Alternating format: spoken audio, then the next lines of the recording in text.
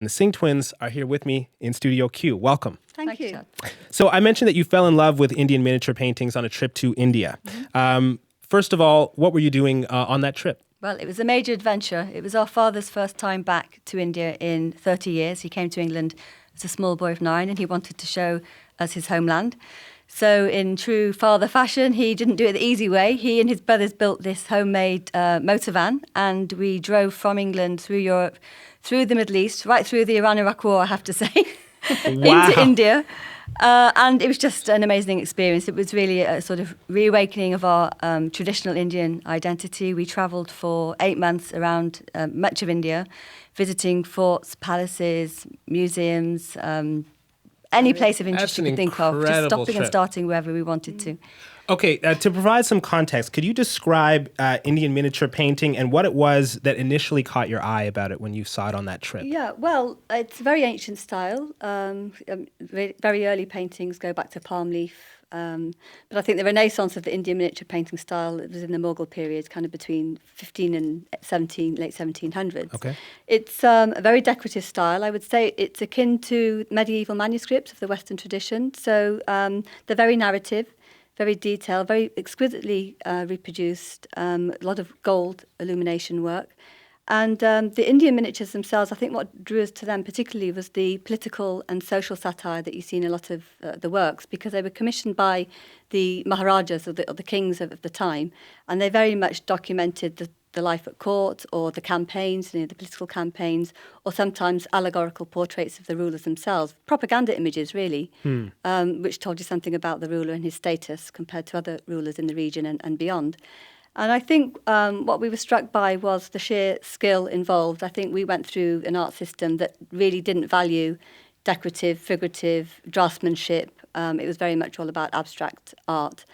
And even in India at the time, although we were just teenagers, we did visit some contemporary art galleries and we were quite dismayed to find that the contemporary artists out there at the time seemed to just be aping Western role models in art and they weren't really taking their own heritage seriously as a form of expression. So that was really what got us started in trying to revive the tradition once we got back home from India and really just teaching ourselves, looking at examples in books and then later in museums and galleries around UK that have some exquisite examples there, trying to emulate what we saw.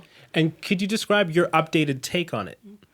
Well, our work is very much rooted in that Indian aesthetic, but we also draw on many different global traditions, both in the narratives that we deal with, the kind of the symbolic language that we use within the work, but also, stylistically and different mediums too. So we've incorporated photography, for example, and also elements of Western perspective where you get a viewpoint where perspective is defined along converging, diverging lines as opposed to the Indian miniature, which is a very flattened form of painting. Okay. So we've tried to modify it as much as we can because it's not just about copying the miniature itself. What we wanted to do was bring it into the modern world and make it relevant for modern audiences as well. Okay, so to give our listeners a sense of your work, there's one painting that jumped out at me. It had a goat horn Bill Clinton demon with Thatcher, the Pope, Hitler, and Mugabe heads astride a sky blue body clutching a rocket and a bottle of Coke. Right, that sounds quite frightening. Am I missing anything? I think you're talking of the Beast of Revelation. It's actually a tribute to William Blake's image of the same name, and it's reinterpreting the biblical passage which talks in Book of Revelations, which talks about the coming of the beast in this world.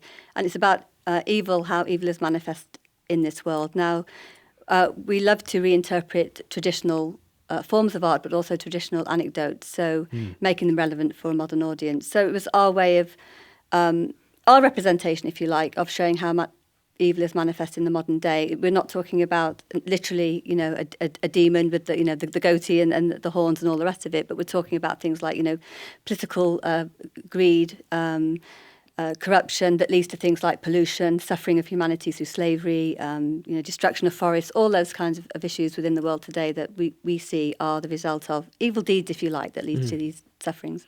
And you play with political figures and pop culture figures sort of layered together. Tell me about that.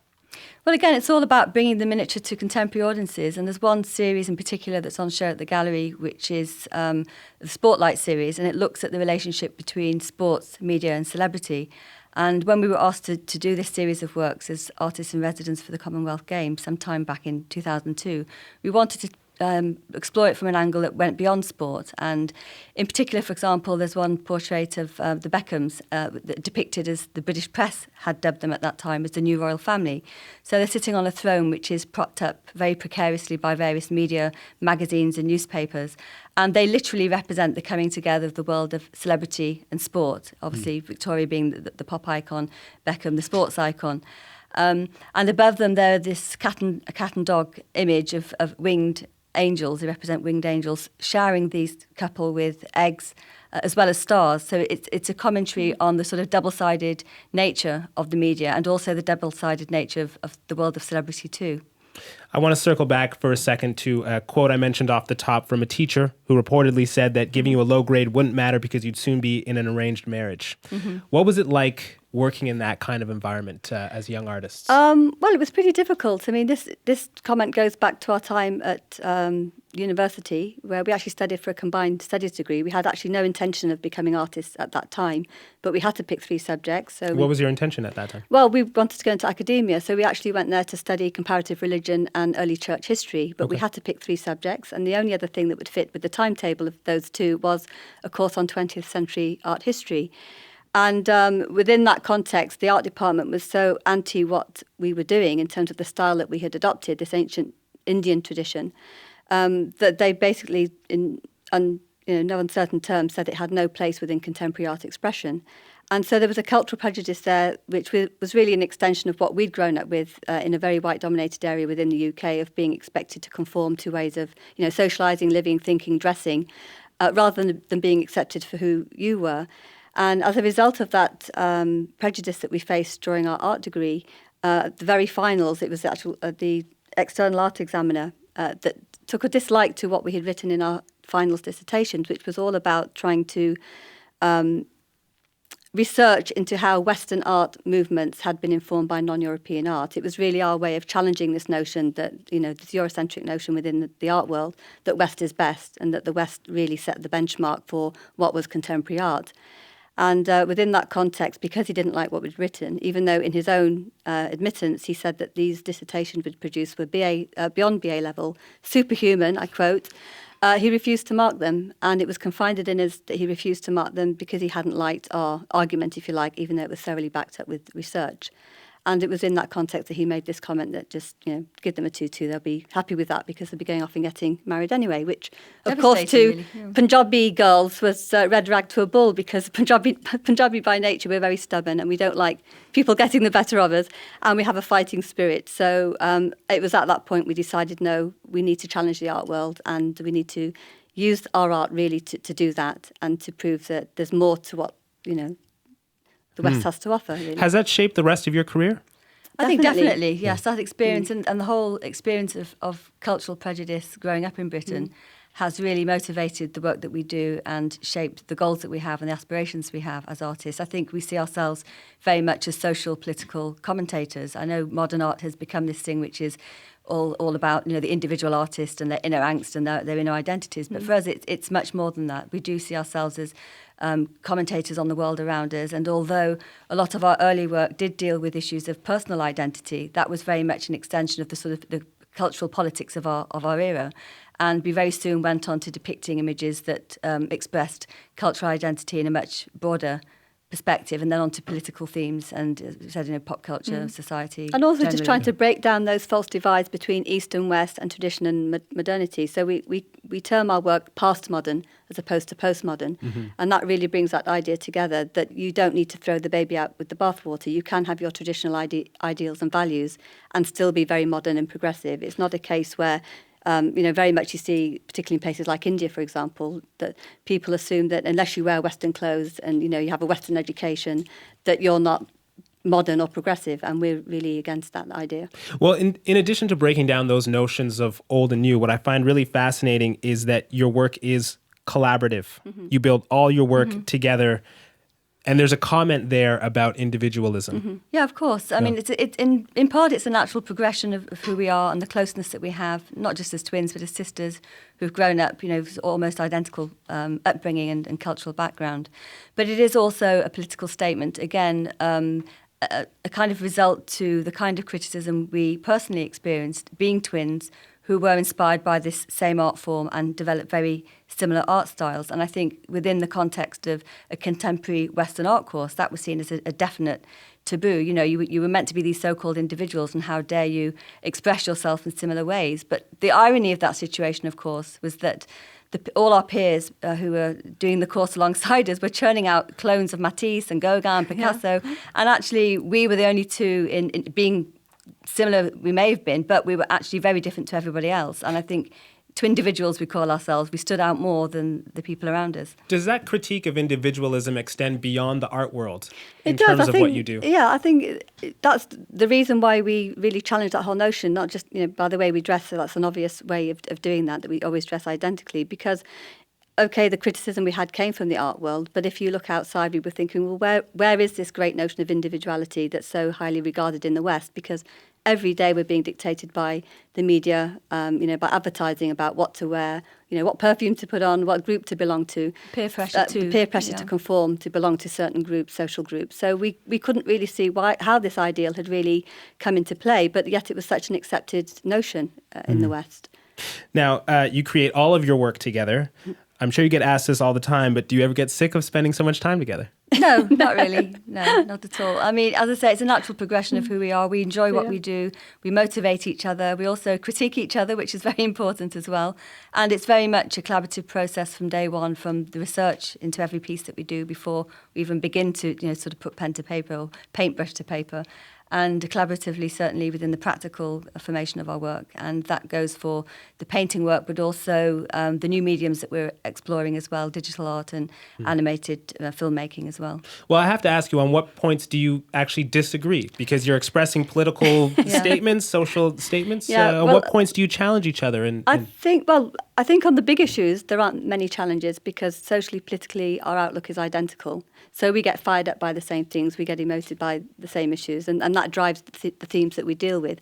I think when it comes to the petty things, very, very, very much that's where maybe the minor disagreements happen. What colour are we going to use to paint a particular object in the painting? And that's when the debates happen. And usually it's a case of one of us having to give in to the other. And if all else fails, then there are plenty of members of the family in our extended family home that can give that final decision on what we should go with. How many people can tell who's painted what on your collaborations? Well, even we forget sometimes, don't we? After a couple of years of doing a work, we're questioning each other, saying, did I do that or did you do that? Yeah. But I think unless you look really closely, I think there are certain subtle differences in the style of the work itself, the modelling and that kind of thing. And I think we recognise that each of us have certain strengths. But not many people can tell. I think the way that we work on one piece as well, that it is quite closely integrated. So it's not just a case of, well, I'll do the left side and you do the right side. Okay. But we each have an element of portraiture, say, and the decorative elements and architecture, and we interweave those. So it's quite well mixed that people find it quite difficult. Beyond the artwork, I mean, I'm sitting in front of both of you. You are dressed the same. You are wearing the same jewelry. A lot of artists consider their existence as political, but do you consider your existence as an artistic statement as well? Well, definitely. I think our whole persona, the way that we conduct ourselves, the way that we work, the way that we dress, is all stemming from that early experience of cultural prejudice. And I think we're just fortunate that we are able to work together and that we have a very visible way of challenging the sort of things that we had to deal with as young art students and young Asians growing up in Britain. What is that like, living that out so much of your day? I mean, some people live that out in their work, but you guys live it as you walk around, as you dress. Not contrived. It's natural to. It's not something that's forced. I think people think we're putting on an image and dressing the same, but no, it's something we've always been very comfortable with in any case. So it's not something that takes a great deal of effort or thinking, and it's not something that becomes imposing in any way. Okay. Just wrapping up here, your work has won awards. You've had some impressive commissions from big galleries and museums, both at home in the UK and all over the world. And yet you still consider yourselves outsiders in the art world somewhat. Why do you feel that way? Well, I think there'll always be a glass ceiling, particularly within the art establishment itself, the kind of Turner Prize circles, if you like, particularly within England, who will never accept anything other than what they dictate should be contemporary art. And very often that doesn't include non-European art forms. So I think we will never please everybody. We will never get to turn everybody's opinion. But I think we've come a long way from, the days where we were told that our art was useless, had no place within contemporary art, to then now, recently being awarded the MB from the Queen for services to the miniature painting tradition and being honoured with an honorary doctorate again for our contribution to British art. I think obviously we've made waves within some areas of the establishment, but I think it just goes back to the saying that you just can never please everybody. It's great chatting with you. Thank you. Thank you.